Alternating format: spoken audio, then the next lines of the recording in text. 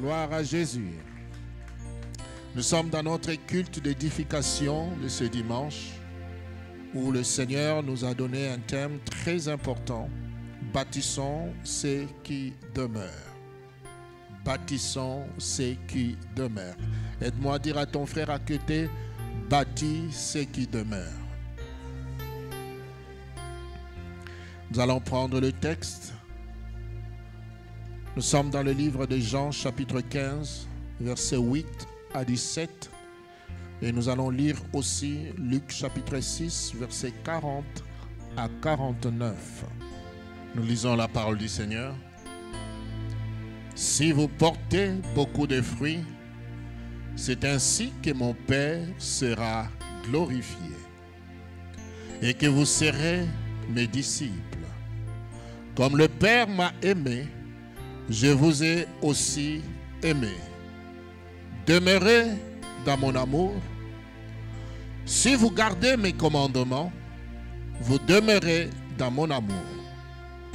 De même que j'ai gardé les commandements de mon Père et que je demeure dans son amour. Je vous ai dit ces choses afin que ma joie soit en vous et que votre joie soit parfaite. C'est ici mon commandement. Aimez-vous les uns les autres, comme je vous ai aimé. Il n'y a pas de plus grand amour que de donner sa vie pour ses amis. Vous êtes mes amis si vous faites ce que je vous commande. Je ne vous appelle plus serviteur parce que le serviteur ne sait pas ce que fait son maître. Mais je vous ai appelé amis parce que je vous ai fait connaître tout ce que j'ai appris de mon Père.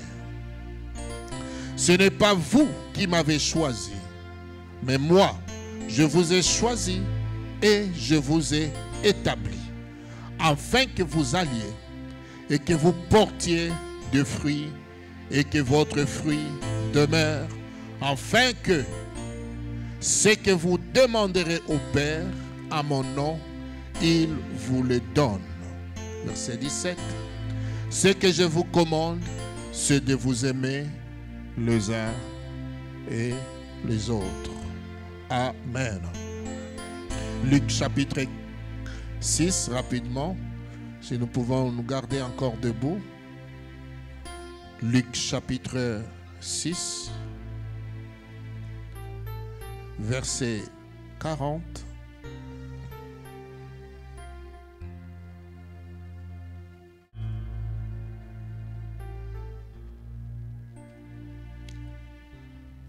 Je lis la parole du Seigneur. Les disciples n'est pas plus grand que le maître, mais tout disciple accompli sera comme son maître. Pourquoi vois-tu la paille qui est dans l'œil de ton frère et n'aperçois-tu pas la poutre qui est dans ton œil? Ou comment peux-tu dire à ton frère, laisse-moi ôter la paille qui est dans ton œil, toi qui ne vois pas la poutre qui est dans le tien? Hypocrite.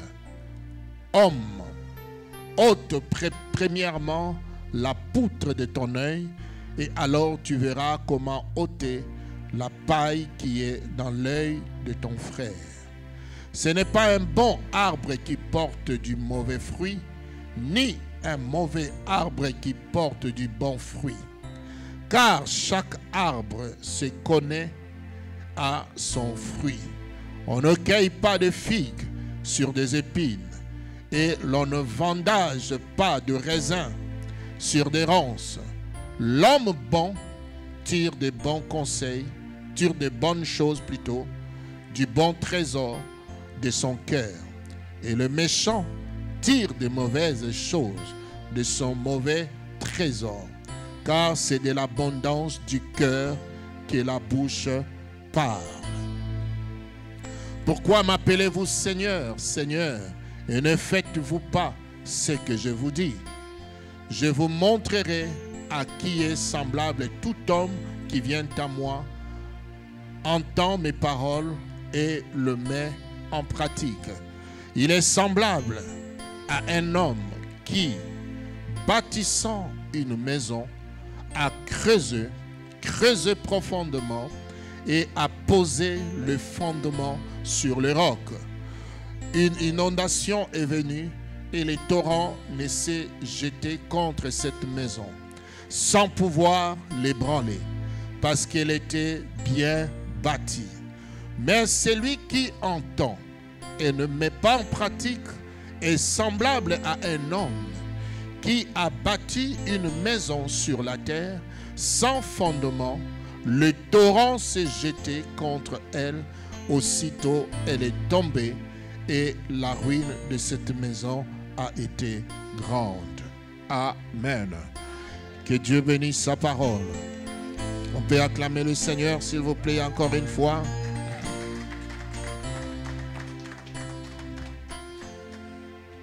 Par la grâce de Dieu, voici le message que Dieu nous donne. Et s'il nous donne le temps favorable, nous allons répondre à ces questions. Le thème est « Bâtissons ce qui demeure ».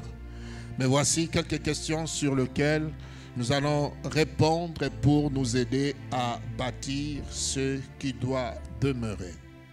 Que veut dire bâtir ce qui demeure? Comment bâtir ce qui demeure?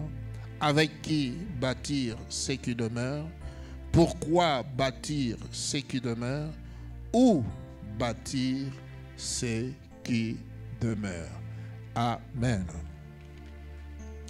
Premièrement, frères et sœurs, ce que vous devez constater, et nous pouvons constater tous, tout le monde tel que nous sommes là a envie de faire quelque chose. J'aimerais que tu comprennes, lorsqu'on dit bâtir, c'est faire, c'est réaliser. Amen. Et tout le monde a des ambitions, tout le monde a envie, tout le monde veut réaliser, tout le monde veut le succès, tout le monde veut apparaître, tout le monde veut acheter, tout le monde veut faire quelque chose pour arriver à s'en sortir. Mais selon la parole de Dieu que nous recevons ce matin, que veut dire réellement bâtir ce qui demeure? Voici ce que j'ai noté pour nous. Premièrement, se faire un travail qui résiste au temps. Si vous voulez bâtir quelque chose, c'est de faire un travail qui va résister au temps. Au temps, nous voulons parler des années, nous voulons parler des époques, nous voulons parler de périodes, nous voulons parler d'un travail générationnel. Nous ne voulons pas travailler juste pour faire aujourd'hui. 6 mois après, tout ce que vous avez fait s'écroule et on ne reconnaît même plus que vous avez été un grand homme, un parent, une femme forte, comme on aime bien le dire actuellement. Il y a des femmes fortes. Mais malheureusement, lorsque nous travaillons, lorsque nous faisons ce que nous sommes censés de faire, on se rend compte que le travail de plusieurs personnes ont du mal à traverser les temps. À peine tu y as commencé, lorsque tu achèves, après ta mort, tout disparaît. On ne sait même plus que tu as existé. Amen.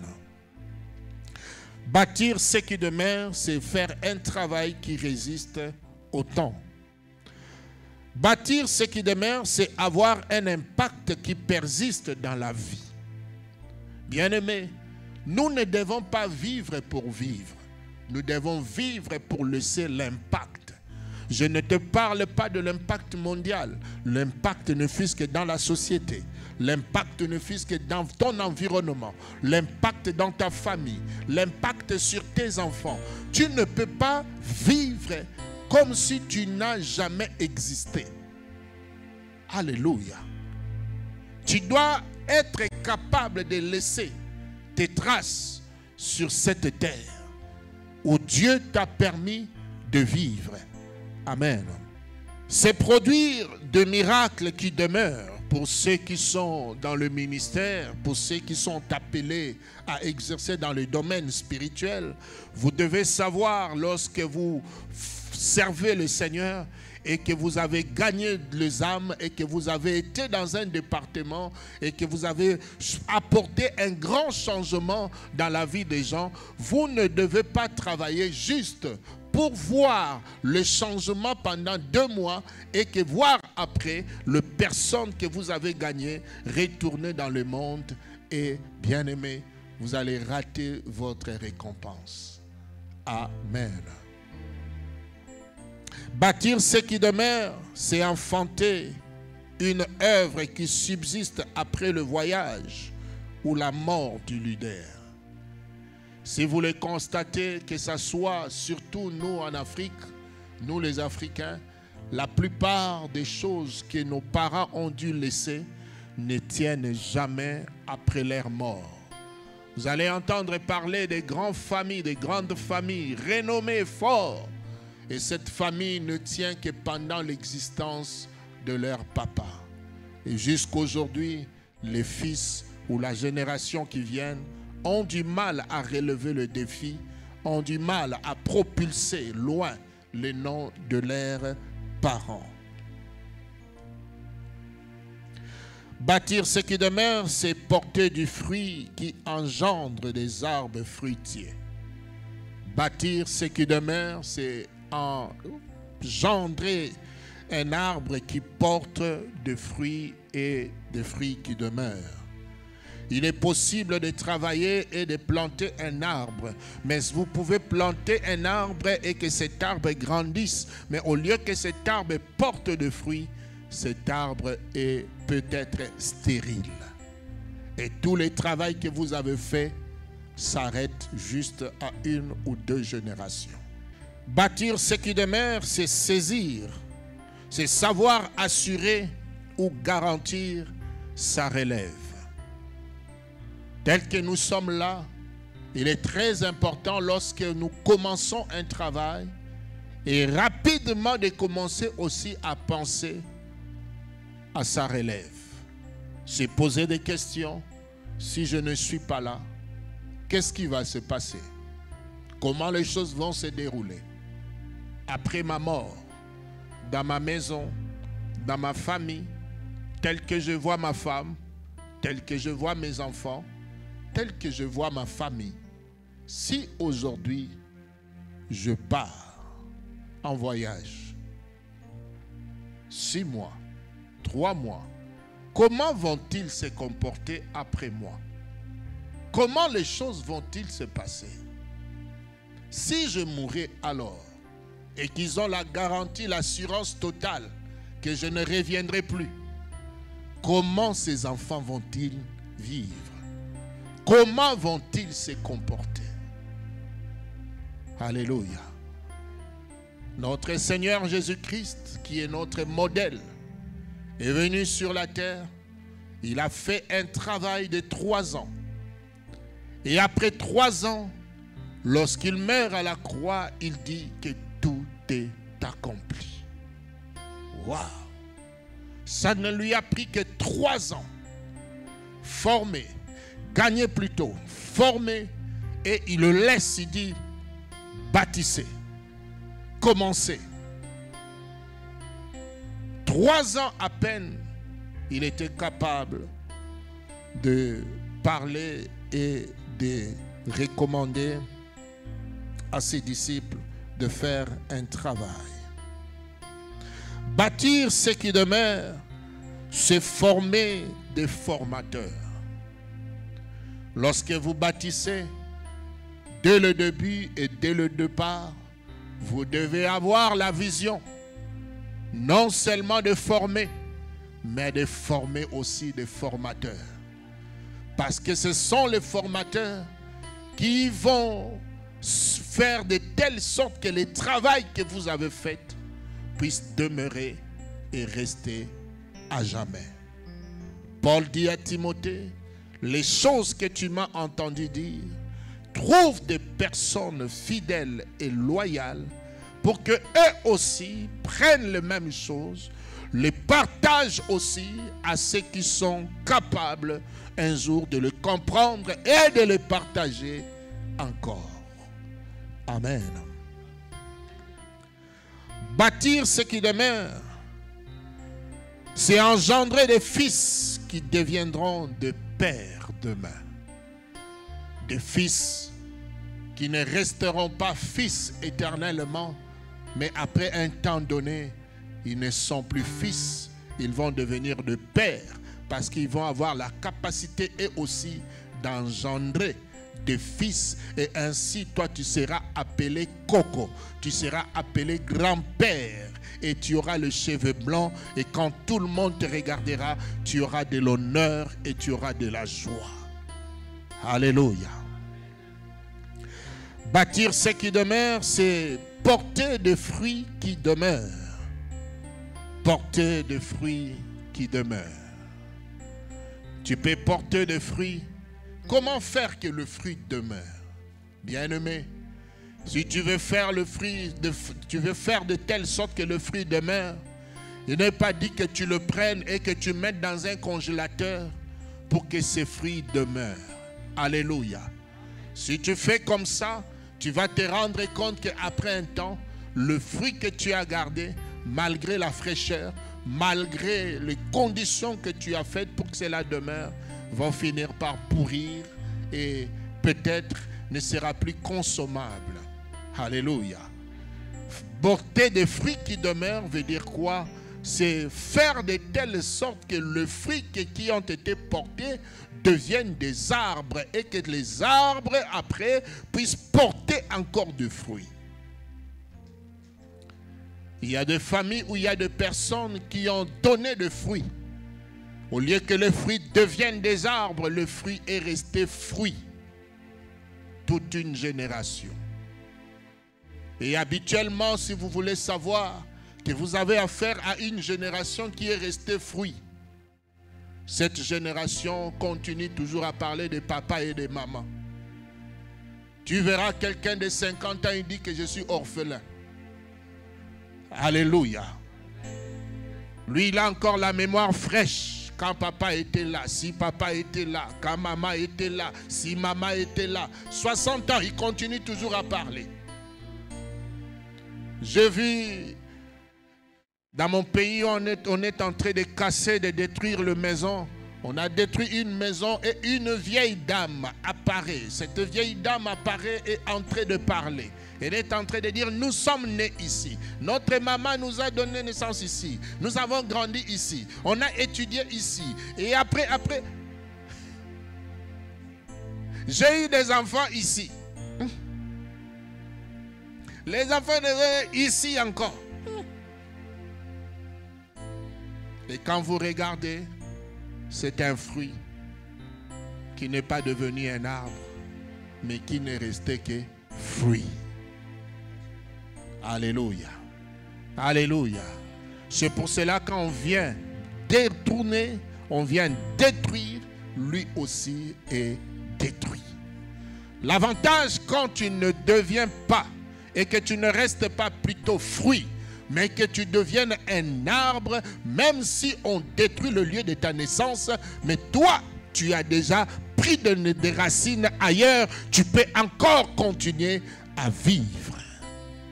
Alléluia. Bâtir ce qui demeure, c'est faire un travail que Dieu agrée, et Dieu agréera au tribunal de Christ.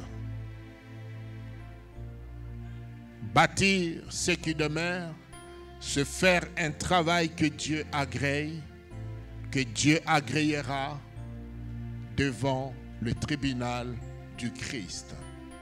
Vous savez, souvent lorsque nous vivons sur la terre, les choses que nous nous donnons comme mission à faire, nous voyons que le succès ici-bas. Nous voyons que nous voulons simplement que mes enfants puissent avoir des diplômes. Nous voulons simplement que nos enfants soient bien, qu'ils vivent bien, qu'ils mangent 3 fois, qu'ils ne manquent pas de vêtements, qu'ils aient tout ce que je veux. Et surtout des fois, quand nous avons manqué certaines choses, nous voulons tout donner à nos enfants pour rattraper ce que nous avons raté et manqué. Mais lorsque nous le faisons, il y a une chose que nous oublions, que ce que nous avons fait ne s'arrêtera pas ici seulement. Les hommes peuvent nous acclamer, Mais est-ce que Dieu, là où nous allons nous tenir devant le tribunal de Christ, qu'est-ce qu'il pensera de tes enfants? Qu'est-ce qu'il pensera du travail que tu as fait? Qu'est-ce qu'il pensera du modèle de père que tu étais, de mère que tu étais? Qu'est-ce que tu as donné comme éducation à tes enfants? Je vis des enfants, je vis des familles, des personnes qui ont bien grandi, mangeant 3 fois, s'habillant comme vous n'avez pas l'idée. Mais à la fin de leur vie, les enfants sont impolis, arrogants, deviennent bandits à la fin. Vous regardez les enfants, vous vous posez des questions. Mais il a bien grandi, on lui a tout donné. Il y a une seule chose que les parents ont dû manquer, c'est de les amener vers Dieu, de leur faire connaître Dieu. Ils ont eu les diplômes, mais ils n'ont pas eu Dieu dans leur vie. Ils ont eu le travail, mais ils n'ont pas eu le soin de connaître Dieu dans leur vie. Ainsi, devant le tribunal de Dieu, nous ne serons pas jugés pour les diplômes que nous n'avons manqué à avoir sur la terre. Nous ne serons pas jugés par rapport à des diplômes ou encore de travail ou encore de maisons que nous n'avons pas pu acheter sur la terre. Mais Dieu va faire passer l'œuvre de chacun, comme la Bible dit, par le feu. Et si l'œuvre de quelqu'un subsiste, c'est là où il y aura la récompense.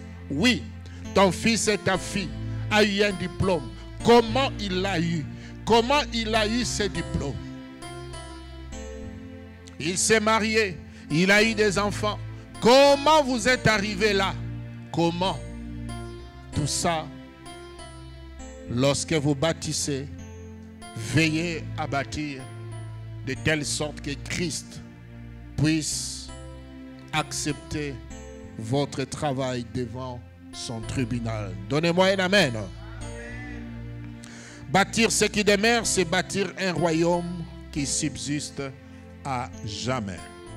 Un royaume qui vivra éternellement.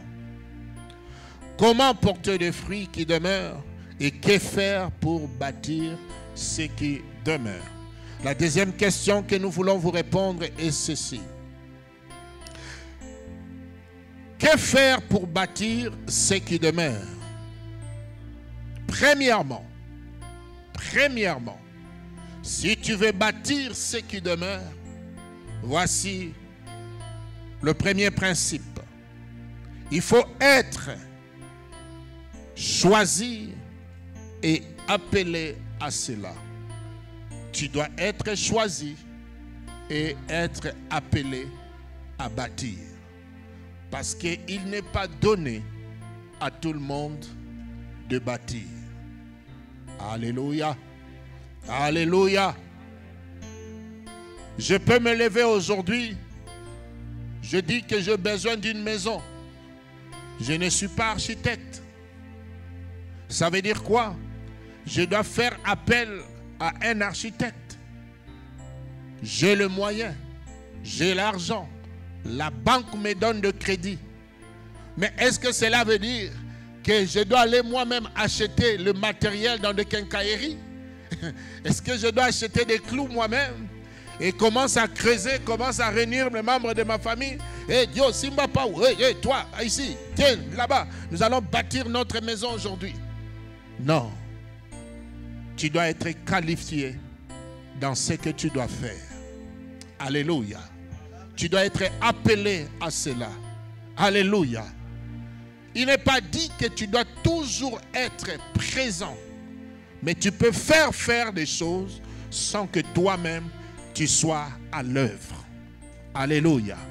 Ton choix et ton influence peut amener les gens à faire et à réaliser ce que toi-même tu veux que cela soit fait. Amen. Il y a un conseil que j'aimerais donner à quelqu'un. Ne fais jamais pour Dieu ce qu'il ne t'a pas demandé de faire. Ne fais jamais. Même si tu as vu chez les autres et ça s'est accompli. Tu as vu chez les autres et ça a marché. Avant de faire, pose-toi la question. Est-ce que Dieu m'a appelé à faire ce que je veux faire là?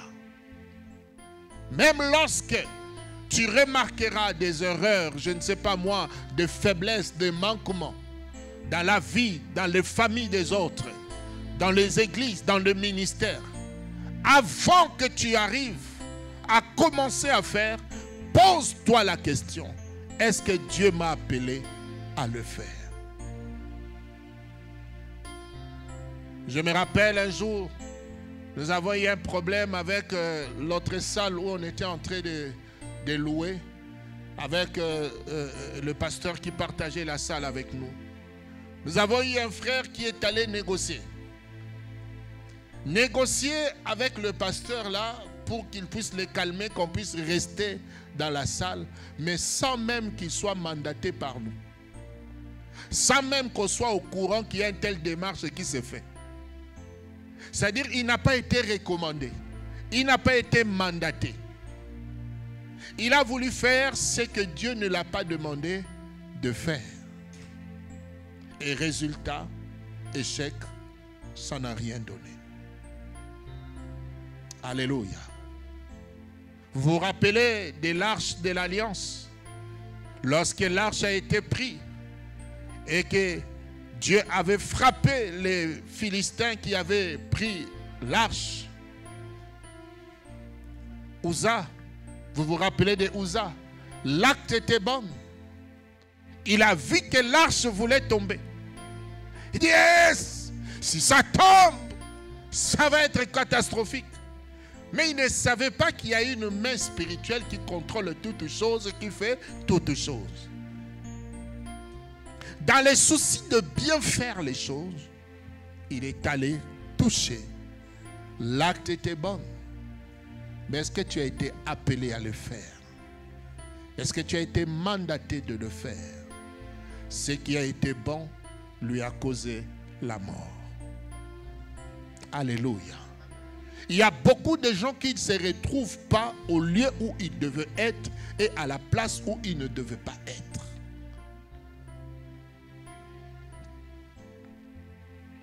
Retiens cela. Premièrement, si tu veux bâtir dans ta vie, est-ce que tu as été appelé à cela? Est-ce que tu as les compétences requises? Est-ce que tu es passionné par la chose pour arriver à le faire? Nous sommes à l'église. Tu trouves que les chantres ne chantent pas bien. Et toi-même, tu arraches le micro, tu commences à chanter. Tu vas nous produire 40e voix ici. D'Ngouboul hippopotame. Après, tu auras des arguments. Oh, Dieu ne suit pas la voix, Dieu suit le cœur. Non. Même la Bible nous montre qu'il y avait des Lévites, il y avait Asaph, il y avait des chantres. Dieu a donné de belles voix. Dieu a donné des capacités à chacun. Alléluia. Tu veux bâtir une famille, tu veux bâtir un foyer. Est-ce que tu es appelé maintenant à le faire? Alléluia. Est-ce que tu as les acquis pour cela? Est-ce que c'est le temps pour toi de le faire? Est-ce que tu es prêt à entrer dans le foyer? Qu'est-ce qui te pousse à aller te marier? Qu'est-ce qui te pousse à t'engager? Alléluia. Est-ce que tu es appelé à cela? Il y a un temps où tu peux être appelé. Il y a un temps où l'appel peut être encore fermé. Alléluia. Tu peux être né, personne ne te dit que toi, Dieu t'a appelé à le servir. Mais après un bon jour de ta vie, tu croises et tu te retrouves quelque part, les gens commencent à dire, on voit en toi l'appel de Dieu. Mais le jour de ta naissance, ce n'était pas encore arrivé. Et personne ne te disait. Et quand même tu as l'appel, cela ne veut pas dire que tu commences. Alléluia. Lorsque tu découvres que tu es passionné par la chose, c'est là où tu dois entrer maintenant dans une autre étape qu'on appelle la préparation ou la formation. Tu veux entrer dans le foyer? Tu veux entrer dans les mariages? Qui t'a préparé? Est-ce que tu te prépares? Est-ce que tu connais? Est-ce que tu peux supporter une femme? Est-ce que tu peux supporter un homme? Ou toi, les mariages, c'est ce que tu vois dans les séries télévisées. Chez moi, ça va être comme ça. Quand je vais rentrer chez moi, dans ma maison, rien ne doit bouger. Ça doit toujours être clean. Avant de venir chez moi, on appelle. Chez moi, je ne reçois pas les gens de la famille. Chez moi, plein de choses que nous voyons dans des séries. Et nous voulons le faire dans notre vie. Alors que la réalité est autre. Alléluia. Alléluia. C'est pour cela même le temps de fiançailles nous est donné. Pour que de fois entre les frères et les sœurs, qu'on sente, est-ce que nous sommes prêts vraiment de le faire? Est-ce que nous sommes capables de le faire? Est-ce que nous sommes assez matures pour le vivre? Ou devons-nous repousser encore les choses? Donnez-moi un amen. Mais j'aimerais vous dire une chose. Tout ce que nous devons faire dans la vie ne doit pas avoir un appel spécifique. Surtout en ce qui concerne l'Église. Moi, je ne fais rien à l'Église parce que Dieu ne m'a pas encore appelé. J'attends un jour qu'on me dira que je suis appelé pasteur, je suis appelé apôtre, je suis appelé ceci. Non. Il y a des services que tu peux faire, mais ces services te préparent à un appel spécifique un jour dans ta vie. Alléluia. Être un intercesseur, tu n'as pas besoin d'attendre que la voix du Seigneur dise au ciel: je t'appelle à l'intercession maintenant. Maintenant, je t'appelle à l'évangélisation. Ça, c'est une mission que Dieu a donnée à la communauté, à toute l'Église. Tu dois déjà être dans le bain de ces choses pour que ton appel spécifique vienne maintenant. Alléluia. C'est comme quelqu'un qui s'engage, il sait qu'il aime la médecine, mais il ne sait pas encore sa spécialité, c'est quoi. Mais il entre d'abord dans les études. Il apprend d'abord la médecine. Il fait d'abord le premier pas dans la foi. Il entre d'abord dans la chrétienté. Il entre d'abord dans l'église. Il reste fidèle au programme. Il s'attache à la communion fraternelle. Il s'attache au programme de la communauté. Il passe dans le jeûne et prière sans pour autant qu'on lui dise: tu es prophète, tu seras prophétesse. Non, on n'a pas besoin de lui dire cela. Mais il est dans le bain. C'est dans le bain qu'on va te trouver. C'est dans le bain que le Seigneur viendra te pêcher et dira comme il a dit: mettez-moi Paul et Barnabas à part. Mettez-les-moi à part. Il les a pris dans la foule, il les a pris dans le monde, il les a mis dans l'église et il a vu comment est-ce qu'il s'est comporté dans l'église. C'est à ce moment-là il révèle maintenant: mettez-les-moi à part. Quand tu as un appel spécifique de Dieu, même si les hommes veulent étouffer, un bon matin Dieu dira: mettez-les-moi à part. Et si les hommes ne peuvent pas te mettre à part, Dieu lui-même va s'occuper pour te mettre à part. Amen. Troisièmement, il faut demeurer dans l'amour. Celui qui veut bâtir ce qui demeure doit demeurer dans l'amour du Seigneur. Alléluia. Un des moyens pour garder l'amour et la présence de Dieu dans votre vie, c'est veiller à la parole de Dieu. Lorsque vous veillez à la parole de Dieu, vous cohabitez avec Dieu et Dieu est amour. La présence de Dieu dans votre vie va impacter votre manière de faire et d'agir. Peu importe, quelqu'un peut t'énerver, quelqu'un peut te manquer du respect. Mais comme tu sais ce que la parole de Dieu dit, lorsque tu le mets en pratique, une fois, deux fois, trois fois, quand tu respectes un principe trois fois, ça devient quoi? Une habitude. Si tu continues encore à le faire, ça deviendra quoi? Un caractère. Alléluia. Et plus tu demeures en train de respecter la parole de Dieu, ça devient quoi? Un comportement. Et du coup, quand les gens vont commencer à te voir, à t'entendre et à parler, on dira simplement, il est saint, il est comme Christ. Mais comment ils arrivent à conclure cela? Parce que jour après jour, tu te mets à respecter la parole de Dieu. C'est comme ça que Jésus a dit, si vous demeurez dans ma parole, c'est la preuve que vous m'aimez. L'amour de Dieu ne se dit pas simplement verbalement. Dire que j'aime Dieu, ce n'est pas une émotion, un sentiment, mais c'est un choix d'obéissance. Alléluia. Et ton obéissance révèle l'attachement et l'amour que tu as pour Dieu. On s'est retrouvé plusieurs fois où les gens te jouent des coups bas, où les gens te cognent, où les gens te manquent du respect, où les gens font n'importe quoi. Mais quand tu regardes ce que la parole dit, et l'Esprit de Dieu te dit, tais-toi, laisse-moi agir, tais-toi, laisse-moi agir. De l'autre côté, les gens sont en train de croire que tu es faible. De l'autre côté, ils pensent qu'ils ont raison. De l'autre côté, ils pensent réellement que tu es faux. De l'autre côté, ils sont en train de confirmer que c'est un voleur. S'il n'est pas appelé de Dieu, on ne le connaît même pas. De l'autre côté, ils ont une autre lecture. Mais toi qui marches avec Dieu, Dieu te dit, tais-toi.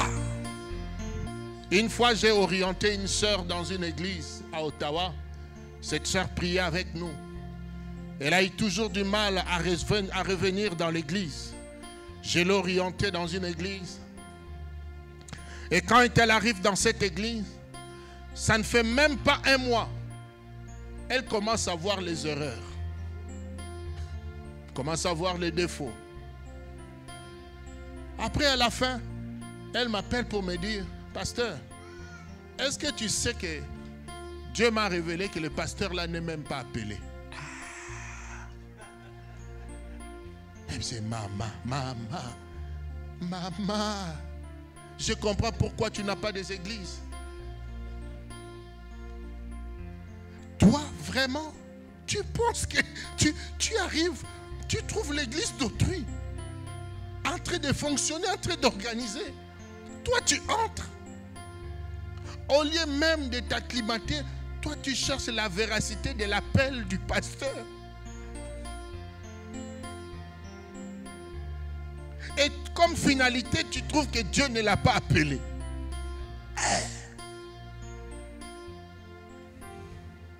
Alléluia. Je l'ai dit, maman, c'est une sémence que tu as. C'est toi le problème. Si Dieu ne l'a pas appelé, et que c'est même Dieu le laisse là où il est, il n'est pas appelé, pourquoi Dieu lui-même ne l'enlève pas? Dieu va seulement prendre toi qui viens d'arriver de nulle part pour que toi tu aies la parole à dire à un homme de Dieu établi depuis des années qui n'est pas appelé. Est-ce que toi-même dans ta réflexion tu trouves ça normal? Tu n'as même pas la bouche autorisée. C'est-à-dire que quand tu vas commencer à parler de ça à un frère, à une sœur, tu deviens le cancer dans l'église. Tu deviens le sable dans l'engrenage. Si Dieu ne l'a pas appelé et que lui se retrouve là où on n'a pas appelé, qui va rendre compte? C'est lui. Et ceux qui l'ont établi là, ce n'est pas à toi. Tu es gendarme, tu es policier, tu es qui dans l'œuvre de Dieu? Tu n'as même pas un ministère reconnu, tu n'as même pas une bouche autorisée. Tu es en déphasage des choses de Dieu, mais te voilà, tu portes un jugement. Aujourd'hui, je vous parle. Elle se retrouve encore une fois sans église, sans communauté, sans foyer, sans relation. Vous ne pouvez pas la garder en amitié pendant 6 mois. C'est difficile. Alléluia.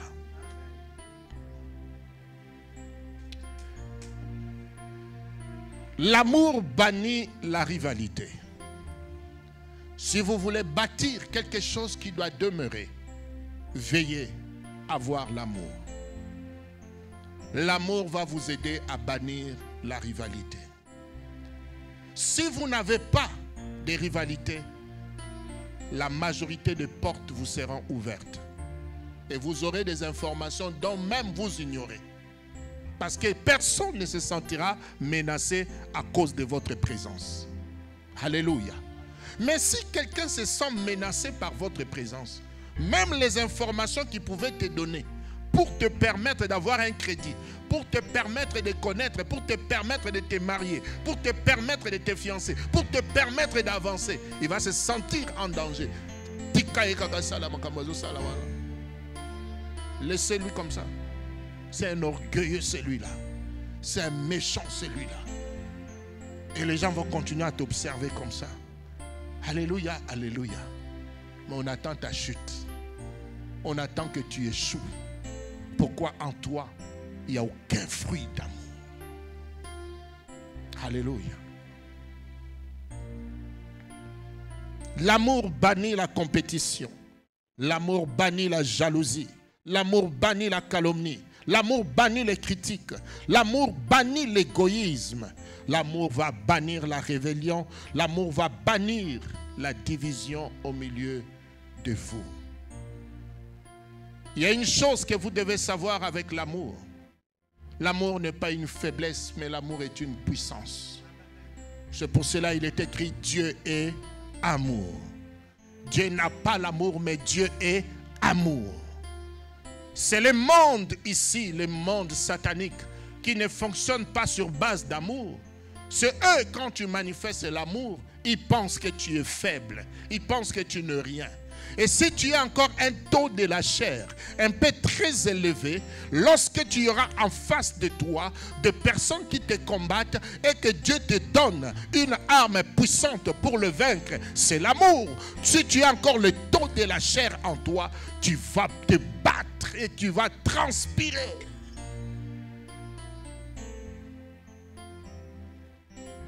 Tu regardes quelqu'un, tu sais que c'est ton ennemi.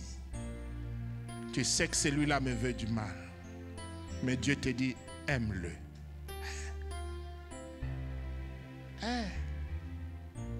Vous savez que c'est facile de détester nos ennemis. Hein?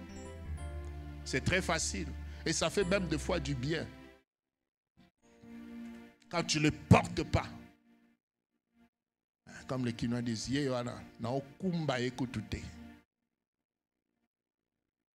il a calé en l'air là-bas. Mais Dieu te dit, aime tes ennemis.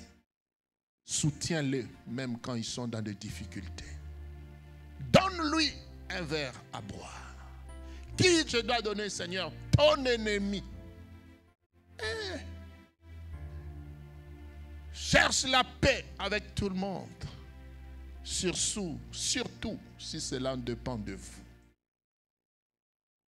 Quelle pratique, quelle formation.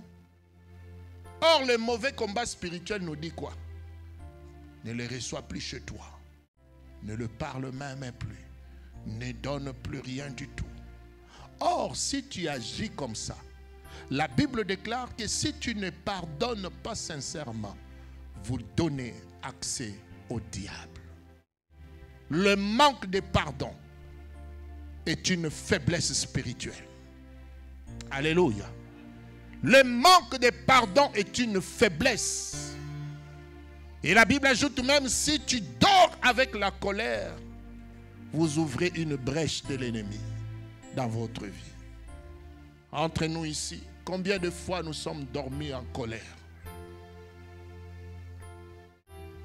Le diable a déjà pénétré certaines familles, certaines personnes, sans qu'ils se rendent compte. Parce que c'est le voleur. Quand le voleur travaille, il ne vient pas te dire, oh, tu sais que je suis déjà entré dans ta famille? Non, il entre il trouve une place où il y a la climatisation. Il s'assoit. Parce que la Bible déclare, si tu pardonnes, si tu rends le mal par le bien, ce sont des charbons ardents que tu mets sur la tête de celui qui t'a fait du mal. Vous comprenez le paradoxe, voilà. Tu rends le mal, par le mal tu échoues. Tu rends le bien pour le mal. La Bible déclare, ce sont les charbons de feu que tu mets sur la tête. Autrement dit, si je rends le mal par le mal, qu'est-ce que je fais? Non, je mets les glaçons. Je mets les glaçons. Mes ennemis qui entrent dans ma vie, quand je leur rends le mal, la Bible dit, ce n'est pas les charbons de feu. Même quand dans ta bouche tu dis feu, feu, ce sont des glaçons qui sortent. Tu leur donnes un climat de stabilité dans votre famille. Et d'ailleurs, regardez comment la division a pris des générations. Toi-même, tu ne te rends pas compte. Ça a quitté votre génération, c'est entré dans l'autre, entré encore dans l'autre, ça grandit jusqu'à séquer. Et un jour, qui a transmis cette génération la mauvaise sémence? C'est toi. Alléluia. L'amour, bien-aimé, est un ciment. L'amour est un lien de la perfection. L'amour est une puissance. 1 Corinthiens chapitre 13, versets 1 à 3, défie tout ce que nous pouvons faire. Mais il est dit, si nous n'avons pas d'amour, nous sommes que du bruit, des cymbales qui retentissent. Et ainsi, mes frères et sœurs, un de ciment, le ciment de la construction, pour bâtir ce qui demeure, bâti avec amour. Partout où tu veux faire, ministère, famille, foyer, relation, ne devez rien à personne si ce n'est que de l'amour. Alléluia. Alléluia. Ça apparaîtra comme une faiblesse, mais c'est une force. Et les gens te donneront raison avec les temps. Amen.